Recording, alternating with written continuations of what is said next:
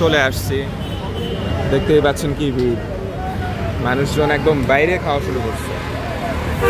এটা হচ্ছে Agargaon metro station, সামনে বিজনেস বাংলা, ঠিক আছে না? লোকেশনটা আমরা পরবর্তীতে বলবো, তাই না শামীম? এই হচ্ছে অবস্থা, এত ভিড়,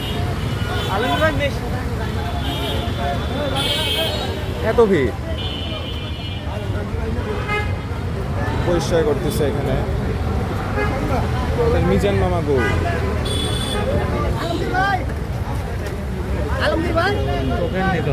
টোকেন সিস্টেম চালু করছে এখন, আগে অবশ্য ছিল না, তাই না? টোকেন সিস্টেম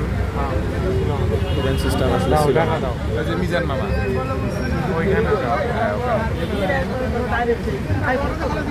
আমাদের ভাইরাল মিজান মামা।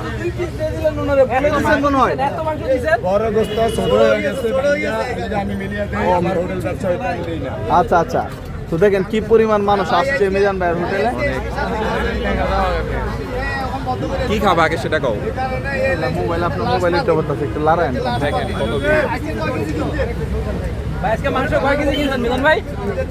মিজান ভাই বাচ্চা বেনি আজকে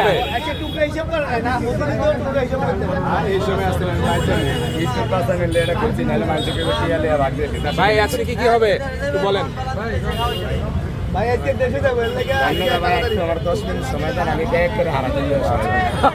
আগে খাওয়াটা শেষ হোক নাকি?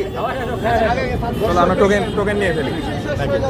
তো আসলে পরবর্তীতে তো আমরা খাওয়া দাওয়া করছিলাম, তো সেটা একটু এক্সপিরিয়েন্সটা আপনার কাছে শেয়ার করি। প্রথমত হচ্ছে প্লেট আপনাকে নিজে মেজে নিতে হবে। মানে প্লেট থাকে ঠিক মতো, দেখা যাচ্ছে পানির ব্যবস্থা নাই, পানিও ময়লা, আবার যে আপনি ভিমবার ইউজ করবেন প্লেটটা ধুবেন সেই ব্যবস্থাও কিন্তু নাই। আর এটা একটা ঘৃণার বিষয় কিন্তু, তো সবাইকে দ্বারা কিন্তু সব কিছু পসিবল না যে একটা আপনি খাবার খাচ্ছেন, সবাই খেয়ে রাখছে, ওই প্লেটটা মেজে আপনাকেই নিতে হচ্ছে, তাই না?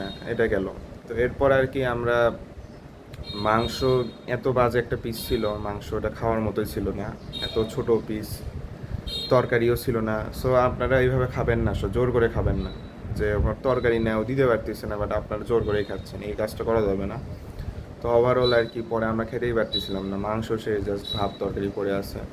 তো আমি ভাই আসলে সাজেস্ট করবো না, খাবারটা আসলে আপনার ভাল লাগবে না, এবং আপনাকে সেটা বুঝে শুনে সকাল 11টা থেকে 12টার মধ্যে টেকনিক অনুযায়ী যেতে হবে। এবার আপনি যদি 1টার দিকে যান তাহলে হবে না, সকাল সকাল যেতে হবে। আর আপনি যদি ওখানে না হয় তাহলে অন্য জায়গায় খাবেন, ওই আশেপাশে দেখবেন অন্য জায়গায় আছে। ধন্যবাদ।